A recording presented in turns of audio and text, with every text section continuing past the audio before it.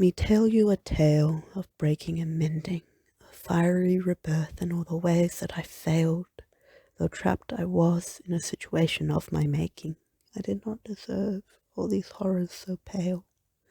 I married a man, a kind man and true, with eyes so dark, and a smile so bold. He commanded me to kneel. With barely a sigh, my legs would just fold.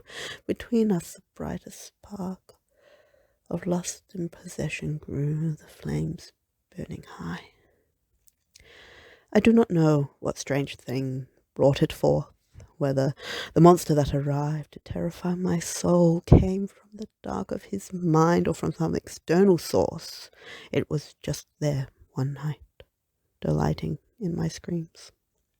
It wanted to break me, but he surfaced in the morning light to kiss and caress me. He dressed my wounds and then gave me orgasm and pleasure aplenty without taking his own delight until I begged him, for I was in love, perhaps rather foolishly.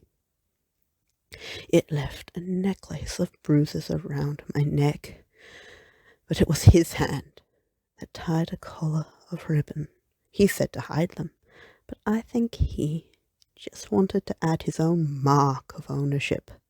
For me to understand, I was the possession of both monster and man to the last breath of eternity. When people noticed the shadowy bruises, they asked me, why don't I leave, sneak out on a day when it goes away, leaves only him that I would have to escape to be free? Why then do you choose him, they ask, why do you stay? I wonder that they do not understand the depths. It would go to the end of the world. It would come for me. And there is nowhere I could hide from it. The lengths he would also go to repossess his treasure are just as scary. He's possessive and I am his. He tells me he would never hurt me, but it does. And it will again. And even with the medicine, sometimes he turns and his eyes go bright as if with fever. It's coming, he says, and so I lose my chance once again. It hurt me when I gathered my courage and ran.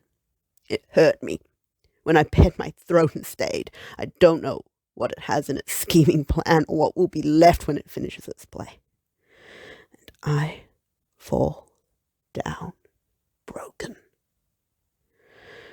Yet the sword, I the sheath, born to service the weapon that finds its home in me. Every day and night blur together. It brings pain and also pleasure. He doles them out in equal measure. When I am aching, then I remember a container to hold its sharpness, a body to be used as he feels free. I cannot escape. I no longer resist. This is what I was reforged to be.